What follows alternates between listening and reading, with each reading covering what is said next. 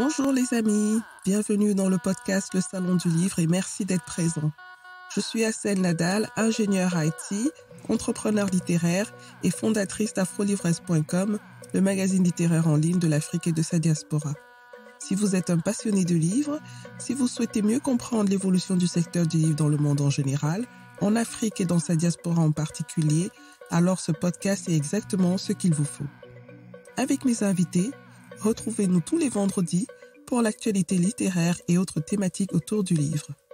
Et c'est parti pour un nouvel épisode du Salon du Livre. Bonjour. Je suis très contente de vous retrouver après cette petite pause. J'espère que vous avez passé d'excellentes fêtes de fin d'année et que vous avez démarré la nouvelle année en très bonne santé.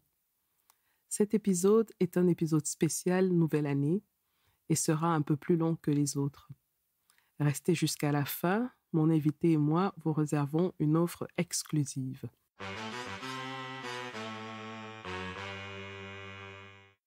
Comme chaque début d'année, la plupart des gens prennent des résolutions. Les plus courantes étant par exemple d'arrêter de fumer, de perdre du poids, de prendre plus de temps pour soi ou enfin de lancer un projet qui est enfermé dans notre tête ou nos tiroirs depuis un bon moment déjà. N'étant pas très différente des autres, j'ai aussi pris certaines résolutions pour cette nouvelle année. Mais avant, j'ai fait un petit bilan pour savoir si les résolutions prises un an plus tôt ont été respectées. Je dois vous avouer que j'ai dû reconduire certaines résolutions à cette nouvelle année en espérant que cette fois-ci sera la bonne. Côté professionnel, j'ai pu atteindre certains de mes objectifs, notamment de lancer ce podcast et j'en suis très fière. Bien que le chemin soit encore très long.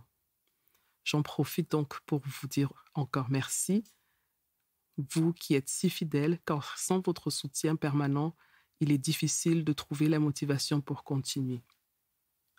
Le second objectif que j'ai atteint a été de déléguer entièrement la rédaction des articles du magazine en ligne afrolivresque.com à une agence de rédacteurs, ce qui m'a permis de dégager du temps dans mon calendrier pour préparer le lancement de ce podcast.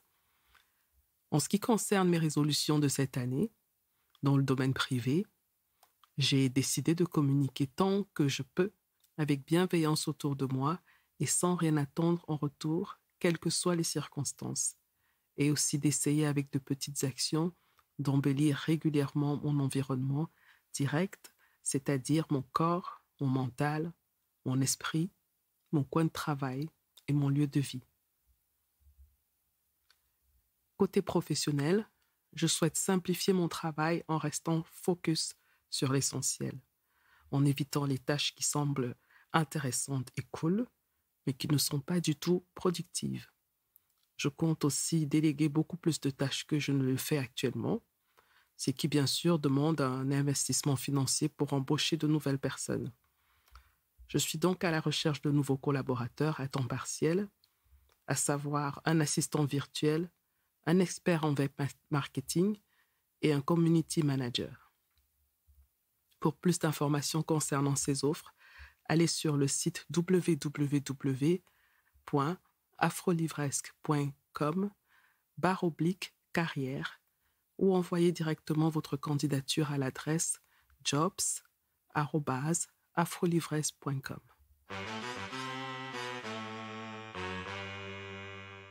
Vous aussi, vous avez certainement pris des résolutions pour cette nouvelle année. Vous voulez peut-être écrire un livre, créer un blog, un podcast, lire plus de livres, vous former, etc., etc. Je vais vous inviter à faire un petit exercice avec moi. Fermez les yeux quelques secondes.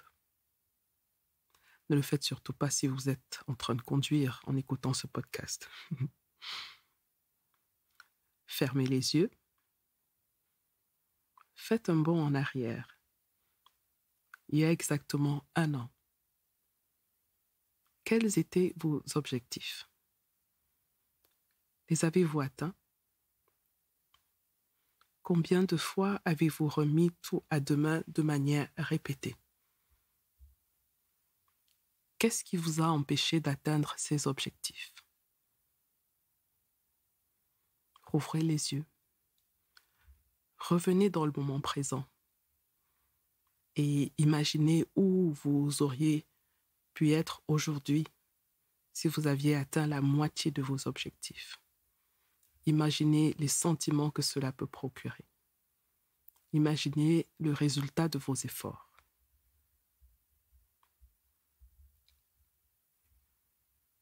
Voulez-vous vous retrouver l'année prochaine à la même période avec les mêmes questions? Un an, ça passe vite. Ça peut être très long ou très court. Il n'est jamais trop tard. Commencez dès maintenant. Même si vous n'avez pas encore un plan clair, commencez quand même. Par un petit pas. Et chaque jour, faites un autre petit pas de plus. De petits pas sur une année seront un pas de géant l'année prochaine quand vous ferez le bilan. Je suis curieuse de savoir quelles sont vos résolutions pour cette année. Partagez-les avec moi et avec un peu de chance, cela pourra inspirer la thématique d'un épisode du podcast. Je pourrais même inviter un expert pour avoir des conseils et astuces pour mener à bien ces projets. Vous pouvez envoyer un message par WhatsApp au numéro +237 6 80 81 54 24 ou par mail à l'adresse podcast@afrolivresque.com.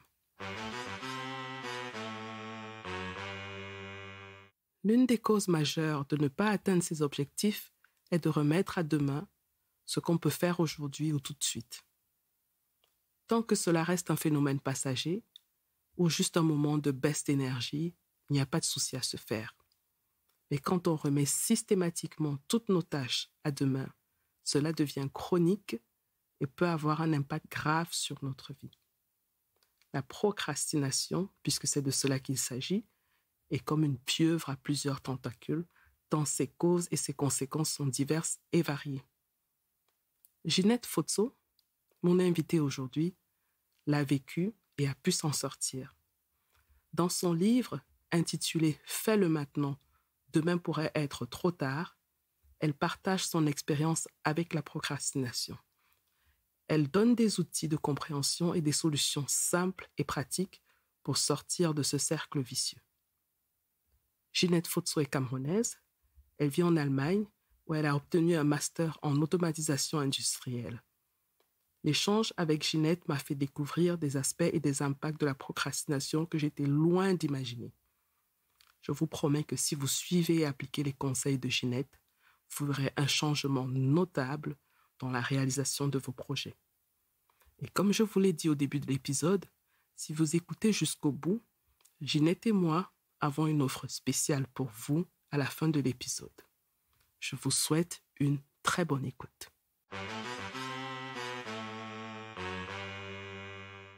Bonjour Ginette Fotso, bienvenue dans le podcast Le Salon du Livre et merci d'avoir accepté l'invitation.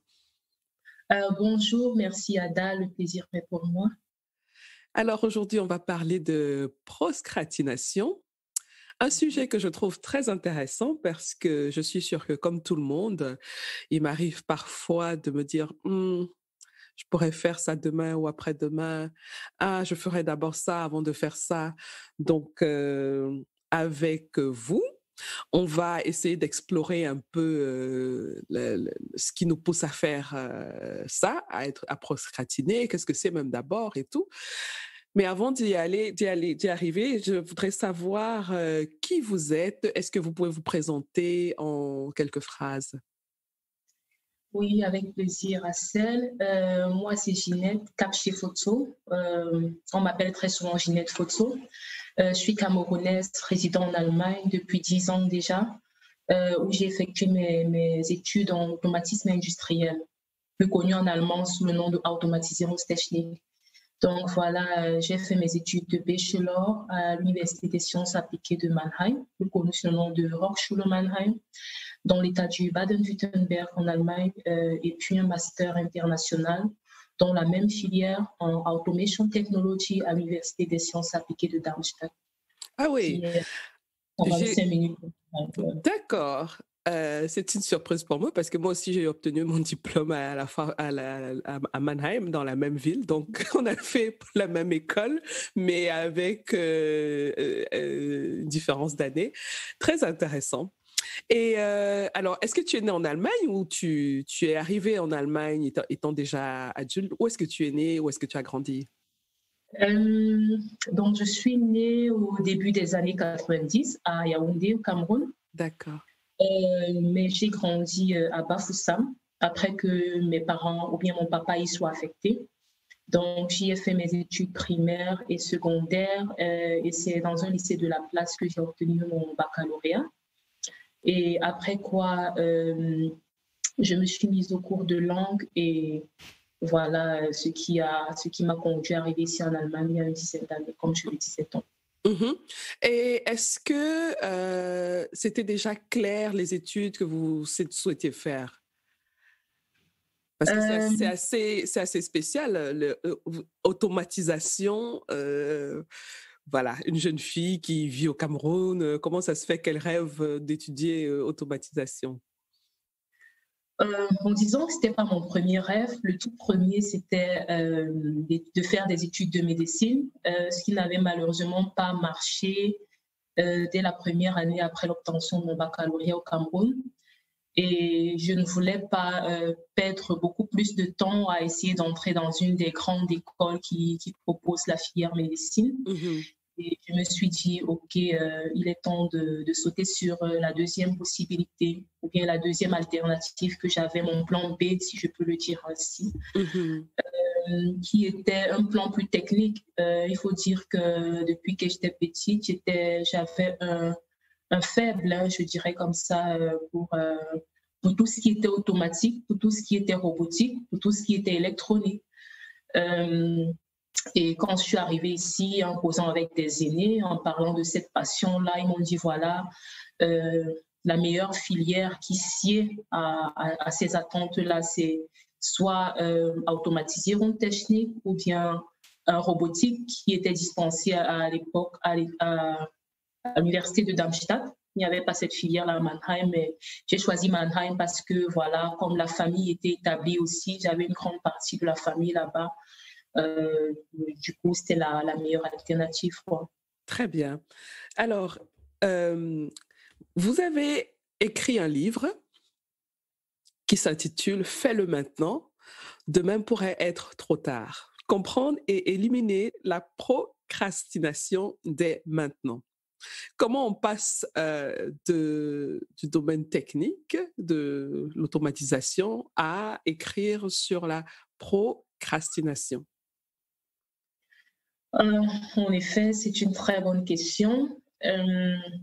J'aimerais d'abord, pour un début, mentionner que le livre, je l'ai écrit premièrement en anglais. Do it now, tomorrow might be too late. Understand and crush procrastination right now.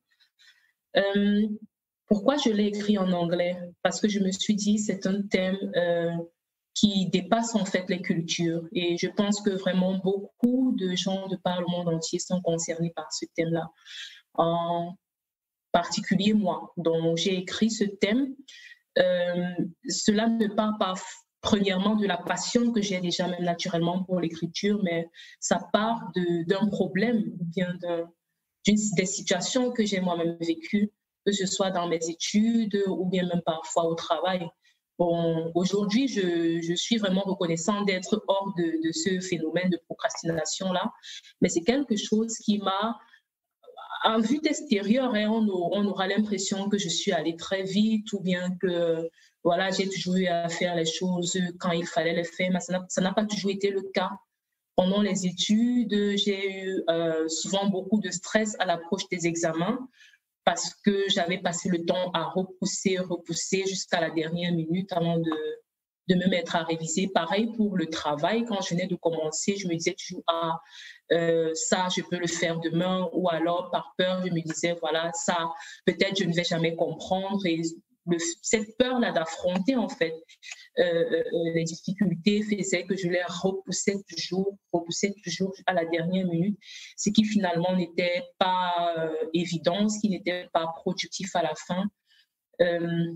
Il y a jusqu'au jour où je me rends compte que voilà, c'est pas, ça me perd du temps, quoi, ça me bouffe de l'énergie, comment on dit, ça m'empêche de déployer en fait tout ce que j'ai en moi, quoi. Justement, Et on va revenir sur vraiment sur les impacts. Mais est-ce que déjà, pour que tout le monde comprenne bien de quoi on parle, est-ce que vous pouvez nous donner une définition précise de ce que c'est que la Est-ce que vous pouvez nous donner une définition précise de ce que c'est que la procrastination? d'accord. Donc, le terme procrastination a de nombreuses définitions. La plus commune ou alors la plus connue d'elle est cette tendance, je dirais même maladive, hein, à vouloir toujours renvoyer à plus tard ce qu'on peut faire maintenant. Je vais insister en disant que pour des raisons plus ou moins fondées, renvoyer sporadiquement 2 ou 3 choses à plus tard n'est vraiment pas un problème, mais le fait de le faire de façon anormalement répétée et sans raison vraiment valable est ce qui devrait tirer la sonnette d'alarme. Très bien. C'est assez clair, hein. Donc ça veut dire que, il n'y a pas de problème en tant que tel si, il m'arrive de temps en temps de dire: «Bon, je repousse ça à 1 heure, plus tard». Si ça arrive de temps en temps, c'est OK. Mais si je le fais systématiquement dans tout ce que j'ai à faire, là, ça devient un problème et là, c'est la procrastination. Exactement, OK, ouais. très bien. Est-ce qu'il y a une différence selon les cultures, hem, par rapport à cette connotation négative, qu'a la procrastination? Où est-ce qu'on met le curseur de dire: «OK, jusqu'à tel niveau, c'est acceptable, mais au-delà, c'est pas acceptable». Est-ce que vous savez s'il y a une différence entre les différentes cultures? Surtout que vous avez un peu vécu dans 2 cultures déjà. Vous venez du Cameroun Mm. et maintenant vous vivez en Allemagne. Mm. Bon, je commencerai par dire que la tendance à remettre les choses à plus tard est aussi déjà répandue, aussi bien chez les hommes que les femmes, et dans toutes les cultures confondues. Mais seulement, cette tendance-là n'est pas forcément taguée dans toutes les cultures comme étant de la procrastination. Ceci Mmh. pour diverses raisons. Par exemple, dans certains contextes, dont particulièrement le contexte africain, on taguera plutôt de paresseux celui qui n'accomplit pas ses tâches à temps.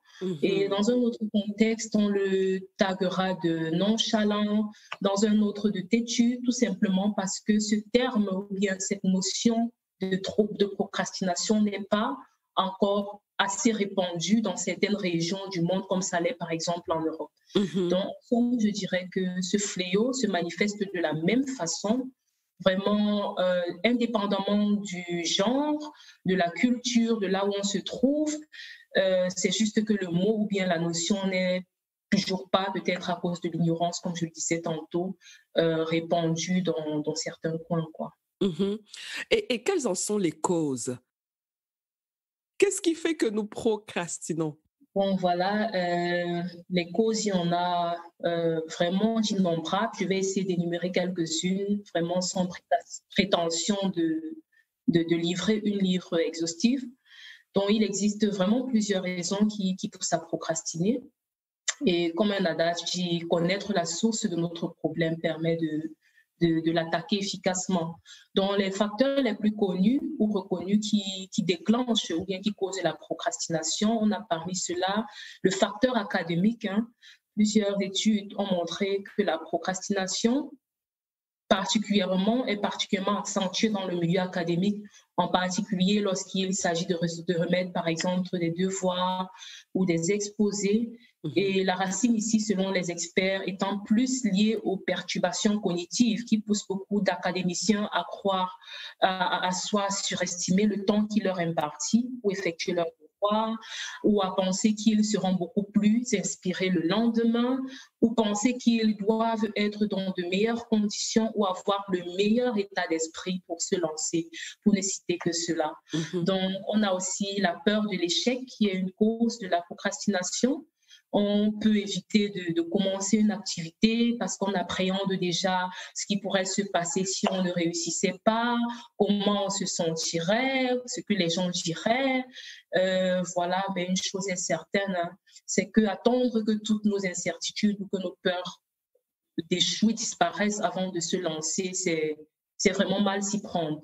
Donc, la peur ne s'en va pas avec l'attente, mais on l'affronte. On peut aussi révéler la peur du succès même comme l'une des causes de la procrastination. Ça peut sembler illogique. La peur du succès peut vraiment être une de ces causes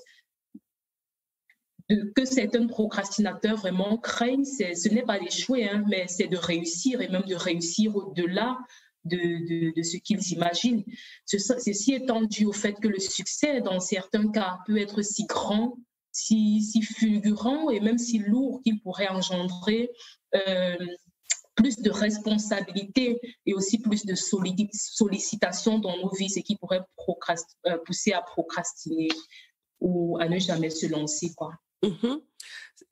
Ça, c'est très intéressant à le savoir parce que si on va dans le domaine de l'écriture et des auteurs, par exemple, alors on a beaucoup d'auteurs qui, parfois, ils savent qu'ils doivent écrire régulièrement, mais trouvent une raison ou une autre pour ne pas le faire. Et les jours passent, les semaines passent, et finalement, le projet n'aboutit pas. Il est très, très difficile d'écrire, par exemple, un roman jusqu'au bout, parce qu'on remet au lendemain à chaque fois. Et est-ce que vous pensez que ça s'applique aussi à ces auteurs-là ou à ces artistes qui trouvent une raison ou une autre? En général, c'est le temps. Moi, j'entends beaucoup, j'ai pas assez de temps pour écrire. Comment je fais pour trouver du temps? Est-ce que ce sont des raisons comme ça qu'ils se créent dans la tête pour justement éviter d'avoir du succès, comme vous avez dit, ou éviter d'échouer, et pour toutes les autres raisons que vous avez citées? Ça, c'est une très bonne question. Je crois qu'avant d'attaquer la procrastination chez l'auteur, il faudrait que je parle d'une autre cause de la procrastination qui est le perfectionnisme. En fait, il y en a plusieurs énumérées dans le livre, mais je ne les citerai pas toutes parce que sinon, je pense qu'on n'aura pas assez de temps pour ça. Tout à fait. Donc, il y a le perfectionnisme comme cause de la procrastination. Le perfectionnisme, c'est quoi? C'est cette propension-là à vouloir toujours rendre des travaux irréprochables. Par exemple, un étudiant ou même un employé qui passe des heures interminables à chercher des informations supplémentaires pour produire un rapport ou une dissertation parfaite, au lieu de rendre son travail qui en lui-même déjà, il faut le dire, est déjà de bonne qualité et complètement exploitable. On peut aussi prendre le cas d'un auteur, par exemple, qui repousse indéfiniment la publication de son livre à cause d'interminables relectures, en cherchant le mot mal écrit, un meilleur mot en place de tel ou tel autre mot, une virgule à ajouter ou à déplacer. Bref, on voit qu'en tant que perfectionniste de l'instant T, ne nous paraît jamais être le bon moment de remettre un exposé, un rapport ou de publier une œuvre, parce qu'on est tellement omnibulé à la recherche de la petite bête qui, selon nous, rendrait notre travail imparfait. Pourtant, personne ne le remarque même. Donc, très souvent, le travail du perfectionniste, comme je le disais tantôt, est bien fait, mais il cherche constamment et je dirais même maladivement à faire mieux. Et comme un adage le dit en effet, en faisant référence au perfectionnisme, justement, qui très souvent n'achèvent pas leurs œuvres par souci de perfection, le mieux est l'ennemi du bien. Le mieux est l'ennemi du bien. Donc maintenant, vraiment de manière globale, générale, pour parler de la procrastination ou bien des manifestations de la procrastination chez l'auteur, voilà ce que je dirais par exemple. Voilà comment ça se passe en général. Tu as un thème, tu as des idées, tu as même le titre du livre que tu aimerais écrire, tu le passes et repasses ce titre en boucle dans ta tête, tu t'en réjouis à chaque fois, ce qui est bien. Une semaine passe, tu continues de t'en réjouir, puis un mois, puis 2 mois passent et tu te dis, il faut que je commence à écrire enfin. Puis une autre semaine passe et tu te dis, je dois commencer. Une autre passe et après cela 2, et puis tu décides de faire au moins un squelette, une table de matière. Ensuite, tu commences l'introduction la semaine d'après, et puis une pause d'une semaine, tu reviens, tu as un coup d'idée, tu écris 2 phrases par semaine et te dis finalement, bon, je crois que je n'ai pas assez d'idées ou d'inspiration pour développer cette thématique, puis tu abandonnes. Et oui, en tant qu'auteur de pratiquement 6 œuvres aujourd'hui, je suis passée par tout ça. Et quand bien même je parvenais à écrire certaines de ces œuvres, je ne les trouvais jamais assez parfaites ou à jour pour être publiées. Ce qui fait que je renvoie chaque fois à l'échéance de la publication, cela cherchant à chaque fois, comme je disais, la petite bête qu'il fallait encore corriger. Donc c'est un peu comme ça que ça se manifeste chez l'auteur, quoi. Je crois qu'il y a beaucoup de personnes qui vont se reconnaître dans tout le déroulement qui vient d'être fait. J'avais l'impression de revivre certaines scènes. Exactement. Oui, et ça fait du bien parce que ça montre qu'on n'est pas seul. Parce que parfois, on culpabilise parce qu'on se dit qu'on est, comme vous avez dit, on est paresseux, on est fainéant, mais on oublie qu'en fin de compte, on n'est que des humains, donc on se comporte comme les autres humains aussi. On n'est pas seul. Donc, il faut plutôt maintenant réfléchir sur comment trouver des solutions aux situations qui nous empêchent d'avancer. Et justement, j'aimerais savoir, est-ce qu'il y a des techniques? Bon, il y en a dans le livre, mais comme ça, pour nos auditeurs, est-ce que tu peux nous donner quelques techniques pour améliorer, on va dire, pour améliorer un peu une situation de procrastination chronique?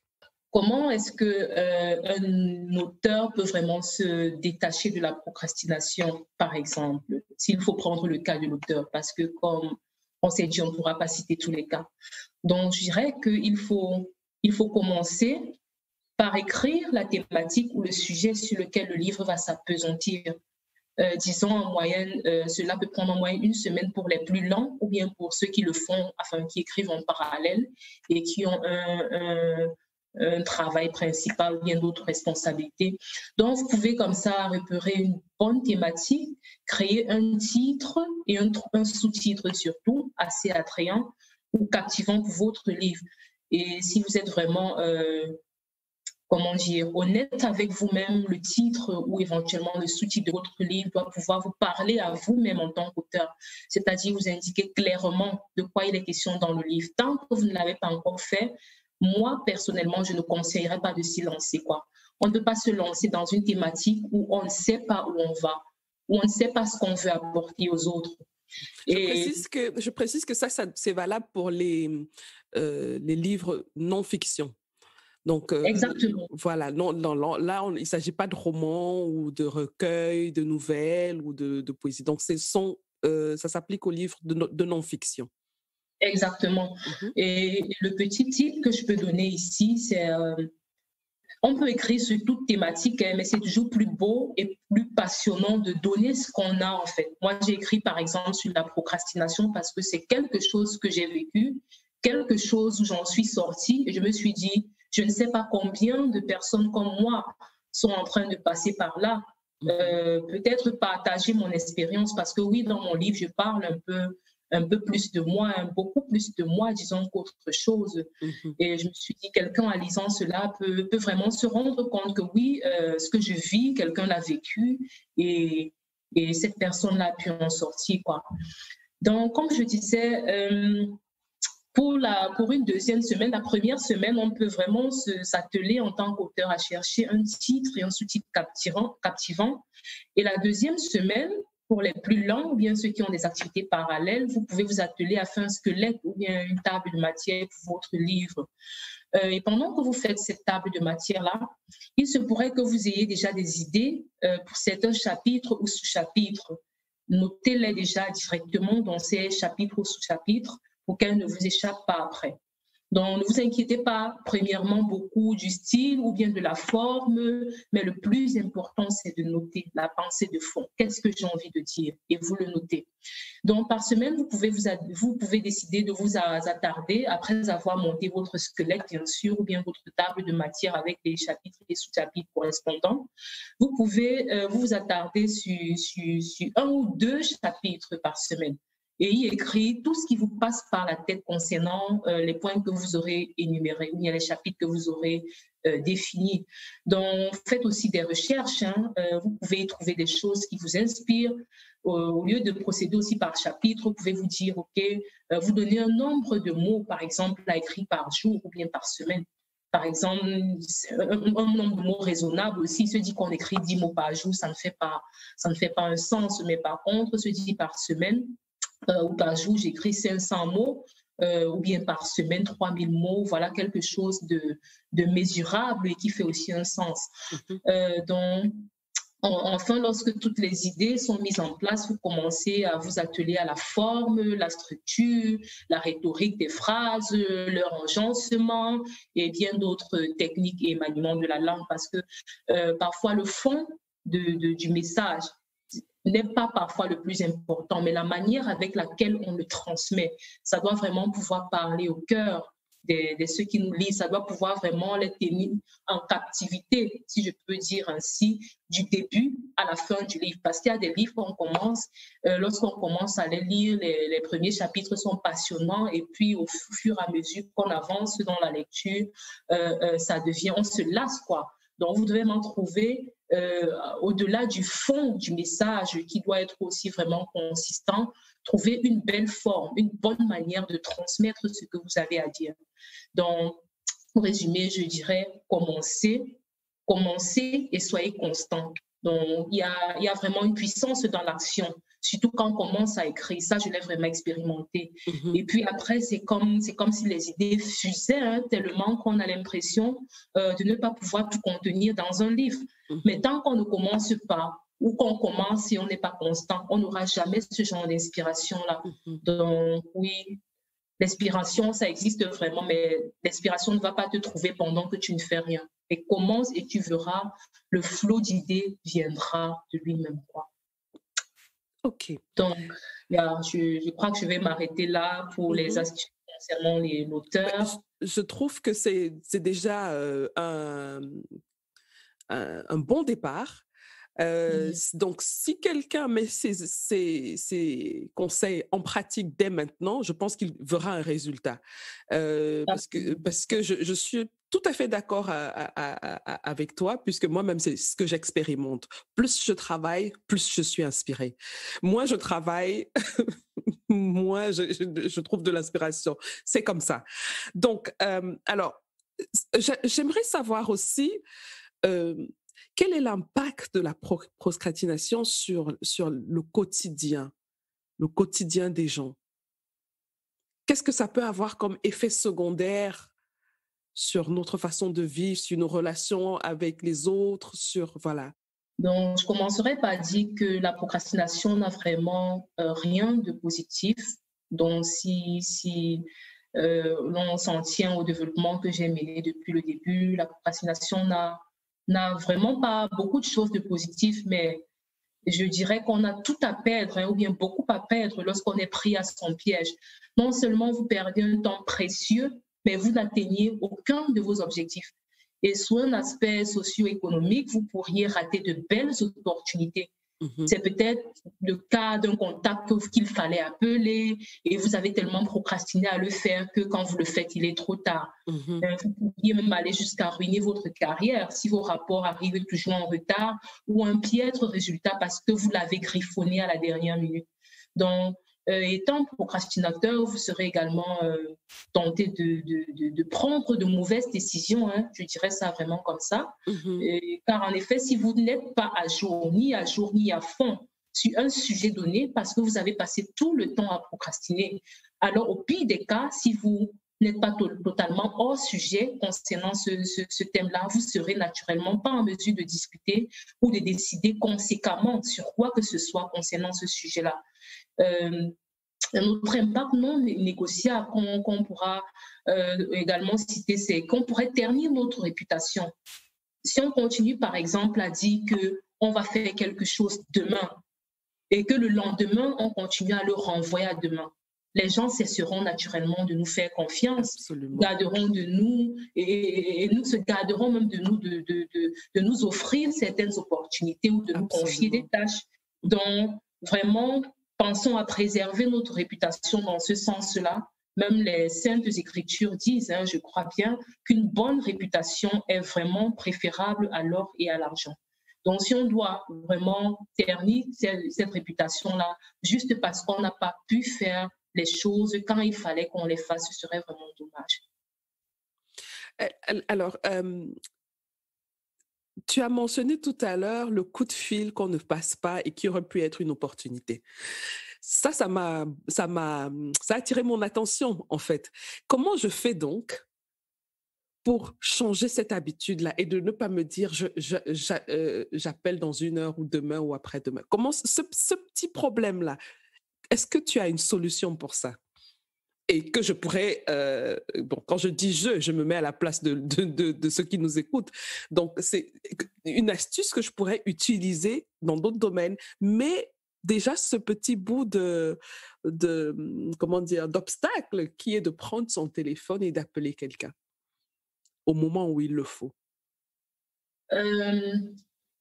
Je dirais la solution dépend en fait de la cause. Je donnerai ici les solutions selon les causes. Qu'est-ce qui t'empêche d'appeler cette personne-là? Si tu es une personne qui oublie beaucoup, si tu ne le fais pas, ou bien tu ne le fais pas à temps parce que tu oublies, alors ça veut dire que tu es un oublieur. Ce que je conseille dans ce cas-là, c'est vraiment de noter. Aujourd'hui, on a vraiment beaucoup de choses à notre disposition de manière digitale ou bien même vraiment manuelle dans un carnet ou bien même sur son frigo, et on peut faire des notes et coller ce qu'on a fait pendant la journée et le faire vraiment quand on prévoit de le faire. Si on dit, OK, avant 15 heures, je dois appeler X, qu'on l'appelle vraiment. Bon, si ton problème est que tu es oublié, alors apprends vraiment à faire des notes, à créer des rappels vraiment dans ton calendrier. C'est plus facile, je crois, de manière digitale de le faire et qu'au moment opportun, ton téléphone, par exemple, te le rappelle avec une sonnerie que tu as quelque chose à faire. Maintenant, si tu es quelqu'un qui, pour rien comme ça, a juste une tendance maladive à renvoyer des choses à demain, tu dois vraiment te faire violence. Il en va vraiment de ta volonté, il en va de ta détermination et de ta discipline. Tu dois vraiment pouvoir te faire violence et te dire, OK, si je dois appeler X personnes à 15 heures, qu'à 15 heures, tu te fasses vraiment violence et que tu le fasses effectivement. Parce que malheureusement, c'est quelque chose qu'une autre personne ne peut pas faire à ta place. Donc, voilà ce que je dirais. Soit pour l'oublieux, de noter, et pour celui qui renvoie vraiment maladivement, de prendre une décision, quoi. Non seulement de prendre une décision, mais vraiment de s'en tenir à ça. Parce que prendre une décision, c'est une autre, mais se retrouver dans le même cercle ou bien dans le même cirque, c'est une deuxième chose.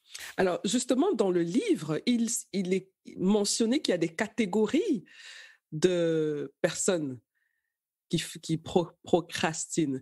Est-ce que, donc, l'oublieur et celui qui n'a pas de raison précise font déjà partie de ces catégories-là? Quelles sont ces catégories d'ailleurs? Oui, en effet, mon livre met en exergue 5 catégories de procrastinateurs et je n'ai vraiment pas, une fois de plus, la prétention d'être exhaustive dans cette liste. Mais est-ce que tu peux, juste comme ça, en passant, nous dire, parce que ceux qui seront intéressés vont aller découvrir les détails dans le livre, mais pour qu'on ait une petite idée de ce que ça peut être. D'accord. OK. Parmi les 5 catégories, il y a le perfectionniste. J'ai déjà eu à décrire un peu comment il se comporte, le perfectionniste, toujours à chercher ce qui rendrait son travail pourtant déjà exploitable, imparfait. Deuxièmement, il y a le rêveur, ou bien celui que j'appelle le penseur pieux. C'est celui-là qui se fixe des grands objectifs, je dirais même des objectifs pompeux, qui s'assoit devant ces objectifs-là en rêvant que la nature travaillera à les réaliser à sa place. Donc, je suis sûre qu'il y a beaucoup de gens qui en connaissent autour d'eux. Oui. Donc, une autre catégorie, j'ai nommé ici les shooters de dernière minute. Wow. C'est ceux dont la dernière phrase, la phrase préférée, pardon, est de dire je vais finir demain, je vais le finir demain, je vais le faire demain. Sauf que comme on dit chez nous, demain ne finit jamais. Donc demain, je pourrais encore parler de demain sans que demain ne finisse. Ouais. Le shooter de dernière minute, très souvent, se sent très spécial et en général très intelligent et assez talentueux pour être à mesure d'accomplir cette tâche le plus tard possible. Mhm.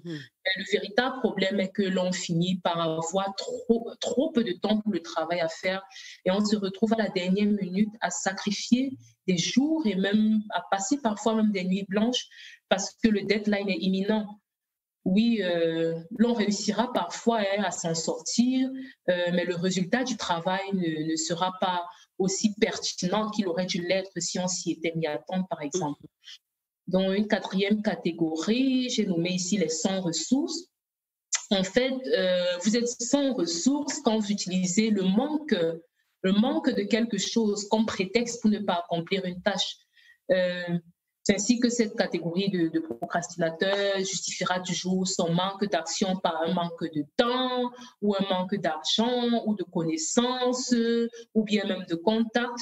Donc, cette catégorie, comme pour toutes les autres d'ailleurs, des solutions vraiment adéquates ont été énumérées dans le livre aussi. Mhm. Et enfin, on a l'intimidé, pardon, celui qui doute de lui-même, qui n'a pas confiance en lui et qui, face à ses objectifs, est intimidé ou qui prend peur et préfère donc repousser son œuvre Mhm. plutôt que de se motiver, de prendre confiance en lui et d'affronter ses peurs directement. Ok, très bien. Mais on arrive bientôt à la fin de notre échange que je trouve super intéressant.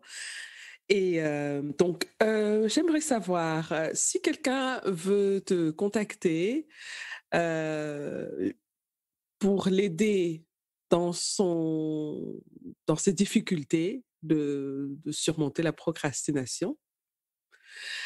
Euh, Comment il fait? Est-ce que tu proposes des consultations?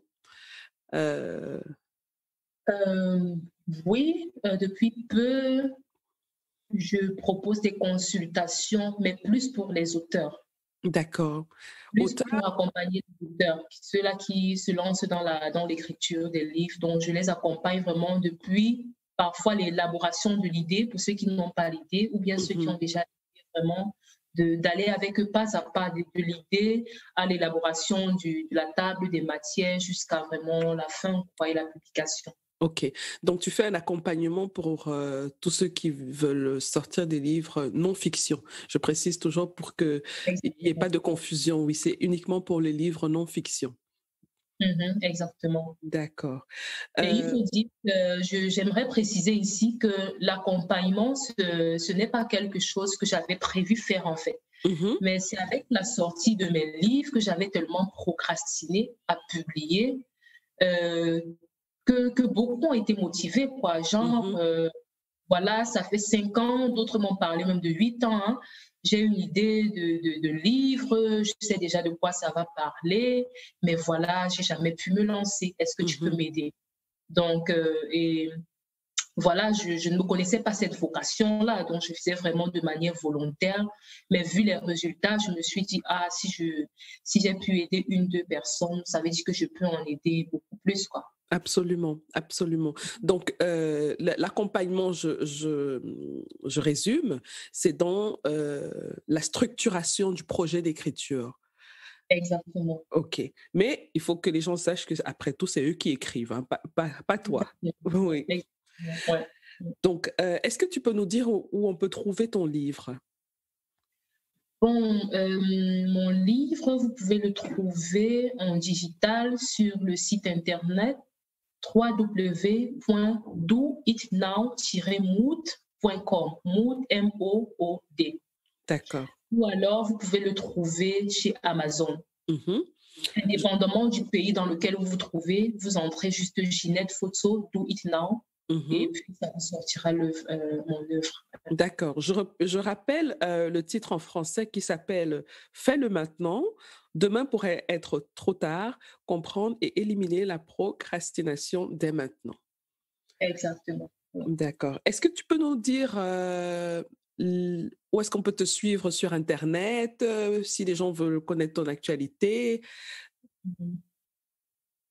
Exactement, sur le net, ou bien sur Facebook, on peut me suivre sur www. Non, pas sur www, bien sûr. On a une page Facebook qui s'appelle Do It Now Mood. Mhm. Et on peut aussi me suivre sur ma page privée qui est JJFO. JJFO. JJFO. JJ espace FO. Exactement. Je propose aussi beaucoup d'autres services. D'accord, justement. Bien sûr. Donc, je propose aussi beaucoup d'autres services. Entre autres, j'ai une vitrine d'achat de billets d'avion à bon prix chez www.doitnowtweet.com et un service de relecture et de correction technique pour tous vos mémoires, vos rapports de stage. Vous pouvez me contacter chez contact@bamado-thesis.com. Et nous avons aussi une page Facebook qui s'appelle Bamado Thesis. Alors, je vais mettre toutes ces informations dans la description de l'épisode. Donc, tous ceux qui auront besoin de ces informations peuvent aller sur la page de l'épisode, regarder dans la description, il y aura toutes ces informations et tous les liens. D'accord. J'aimerais aussi ajouter quelque chose. J'aimerais vraiment recommander le livre Do It Now ou bien Faites-le maintenant à tous ceux-là qui pensent vraiment, qui s'identifient à la procrastination. Parce que pour moi, c'est vrai qu'avant de le publier, je me suis vraiment rassurée que moi-même, je n'étais plus dans ce mood-là, que j'étais plus dans ce cercle de la procrastination. Mais en écrivant ce livre, ça a été aussi vraiment comme un catalyseur pour moi, quoi. Ça a accéléré beaucoup d'autres projets qui sont venus juste après, vraiment juste après la publication de ce livre. Entre autres, Bamado Thesis, Do It Now Trip, l'accompagnement pour les livres. Ça, pour ne citer que ceux-là, quoi, sont des projets qui sont nés après que j'ai publié ce Do It Now. Oui, je ne dirais pas que c'est la publication qui a engendré cela, mais c'est vraiment le fait que je me sois appropriée ou bien que je me sois identifiée moi-même aussi à toutes les solutions que j'ai proposées dans mon livre. Très bien. Ça m'a vraiment fait accoucher de tous ces bébés-là qui sommeillaient dans mon ventre depuis bonne lurette, quoi. Très bien. Tu as parlé de l'accompagnement pour des gens qui écrivent des thèses, des mémoires. Est-ce que tu peux préciser exactement en quoi consiste cet accompagnement? Exactement. Donc, si vous avez besoin de relecture, tout simplement, par exemple, ce qui consiste à corriger la grammaire ou l'orthographe, nous sommes là. Si vous avez besoin de reformatage, nous sommes là pour vous.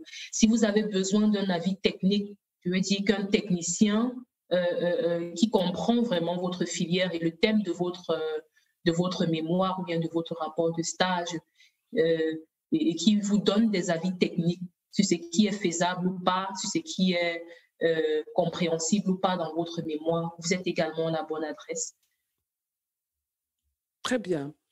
Et le travail se fait en quelle langue? Le travail se fait pour le moment beaucoup plus en allemand parce qu'on a beaucoup d'étudiants étrangers en Allemagne qui nous contactent. D'accord. Donc, les mémoires... Pardon? Non, je disais que donc, les mémoires qui sont envoyées, et tous sont écrits en allemand. 85% sont en Allemagne, en allemand. Je dirais 5% en français et 10% en anglais. Donc, on supporte les 3 langues. Donc, vous acceptez l'allemand, l'anglais et le français. Exactement. D'accord, très bien. Alors, on est arrivé au terme de notre échange. Est-ce que tu as un dernier mot? Bon, voilà, je vous remercie d'avoir pris de votre temps pour nous écouter. J'espère vivement que la majorité ou bien que beaucoup d'entre les auditeurs n'ont pas fait avec la procrastination, ou alors si c'est le cas, ne vous en faites pas. C'est possible d'en sortir, c'est possible de commencer vraiment à agir, de commencer à travailler sur soi, sur ses projets. C'est possible de réaliser ce dont on a toujours rêvé.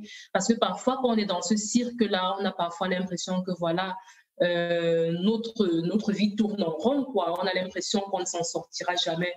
Mais je veux juste vous encourager que c'est vraiment possible d'en sortir, c'est possible de voir un nouveau jour. Faites-vous juste confiance, faites-vous juste accompagner, peut-être par ceux qui sont passés par là ou pas. Ne restez pas silencieux sur votre condition. Informez-vous et je pense que tout ira pour le mieux. Parce que ce thème de procrastination n'est pas souvent très connu. Parfois, quand on est dans ce cirque, on se dit, si on ne sait pas qu'il y a une notion qui s'appelle procrastination ou un mal qui s'appelle procrastination, on se dit, qu'est-ce qui ne va pas? Pourquoi ma vie tourne en rond, comme on a l'habitude de le dire? J'aimerais bien faire telle chose ou telle autre, mais je ne parviens tout simplement pas. Je ne trouve pas la voie pour commencer. Je ne trouve pas du temps pour le commencer. Je ne trouve pas du courage ou bien de la motivation pour le commencer. Mais je vous dis aujourd'hui que c'est possible. Du moment où vous identifiez vraiment que voilà, je procrastine, c'est ce problème que j'ai en face de moi, vous pourrez mieux le combattre, quoi. À tous les éditeurs de ce podcast, qui vont se rendre sur mon site www.doitnow-mood.com. J'offre un coupon de réduction de 75%. Le coupon sera GKF-DIN75. GKF-DIN-75. Donc, avec ce code-là, vous pouvez vous procurer mon livre Do It Now, version française comme anglaise, sur mon site, avec 75% de réduction. Très bien. Pendant combien de temps l'offre est valable? Je laisserai l'offre valable pendant 2 semaines. Très bien, super. L'offre est valable pendant 2 semaines. Très bien. Donc, offre spéciale pour tous les éditeurs du podcast Le Salon du Livre. Vous allez trouver le code de réduction de 75% pour le livre de Ginette Fosso. Vous trouverez toutes les indications, toutes les informations dans la description de cet épisode. Merci beaucoup, Ginette. Merci à toi, Celle. Voilà les amis, c'est terminé pour aujourd'hui. Merci d'avoir écouté jusqu'au bout. Si vous avez aimé cet épisode, je vous serais vraiment reconnaissante de vous abonner au podcast pour être notifié de la publication des prochains épisodes. Vous pouvez aussi partager l'épisode, y laisser un commentaire ou le noter avec 5 étoiles. Vous pouvez poser vos questions par WhatsApp en envoyant un message au numéro +237 6 80 81 54 24. À bientôt les amis.